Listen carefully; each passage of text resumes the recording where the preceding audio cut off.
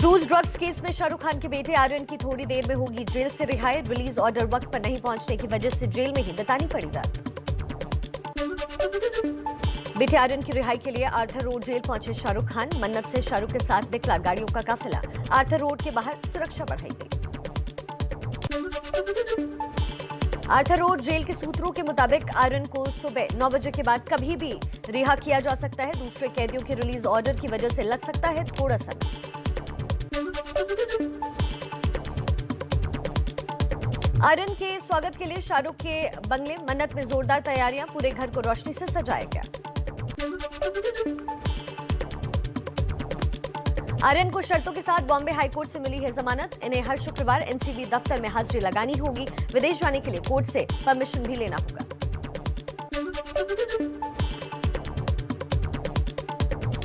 समीर वानखेड़े पर लगे आरोपों की जांच कर सकती है केंद्रीय जांच एजेंसी एनआईए। मुंबई में एनआईए की टीम ने एनसीबी के दफ्तर पहुंचकर क्रूज ड्रग्स केस की जानकारी ली।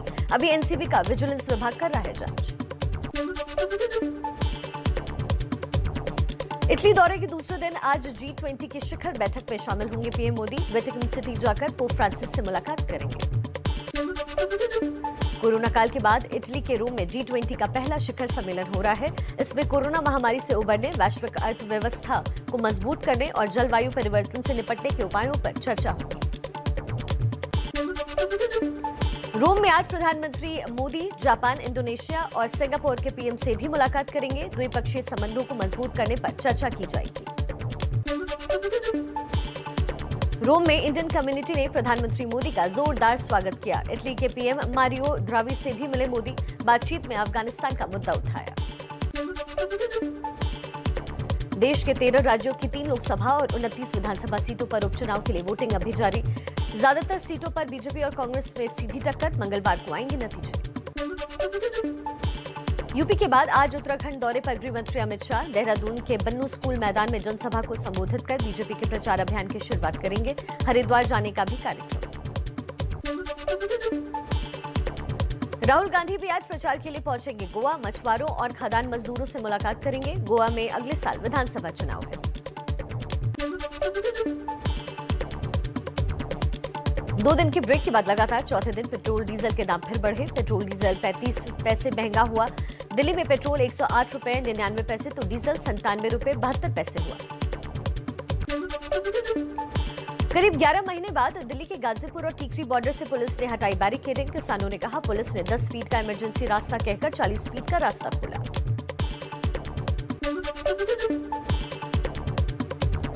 गाजीपुर बॉर्डर से बैरिकेडिंग हटाने को लेकर एबीपी न्यूज से बोले दिल्ली पुलिस कमिश्नर राकेश अस्थाना। आंदोलन में कानून व्यवस्था बिगाड़ने पर लगाई थी बैरिकेडिंग। किसानों को दिल्ली में एंट्री नहीं करने देंगे।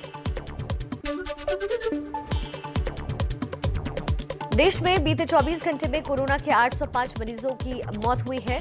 14,348 नए केसेस भी मिले। एक्टिव केस घटकर अब 1,61,334 हुए।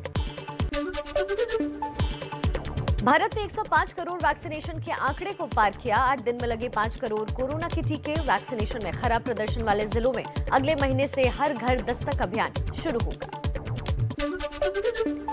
पटाखों को लेकर सुप्रीम कोर्ट का आदेश। सभी पटाखों पर बैन नहीं होगा। सिर्फ स्वास्थ्य को नुकसान देने वाले पटाखों पर ही रोक। प्रतिबंधित पटाखे बिके तो जिले के अधिकारी माने जाएंगे जिम्मेदार।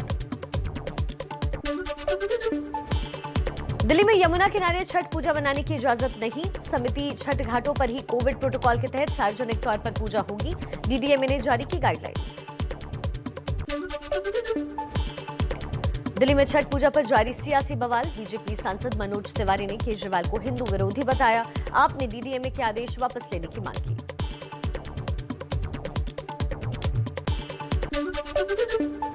मनीष गुप्ता हत्याकांड की सीबीआई जांच की मांग पर सुप्रीम कोर्ट का केंद्र और यूपी सरकार को नोटिस। 2 हफ्ते में जवाब मांगा। मनीष की पत्नी ने अर्जी में एसआईटी जांच को असंतोषजनक कहा था। महंत नरेंद्र गिरी की मौत मामले में गिरफ्तार तीनों आरोपियों की आज वीडियो कॉन्फ्रेंसिंग के जरिए प्रयागराज कोर्ट में पेशी होगी। न्यायिक हिरासत हो रही है खत्म।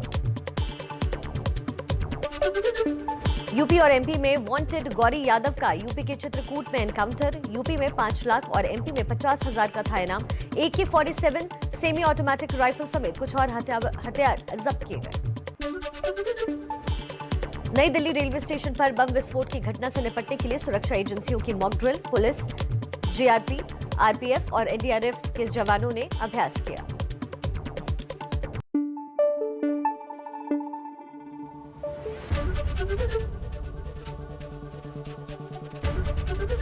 एबीपी न्यूज आपको रखे आगे।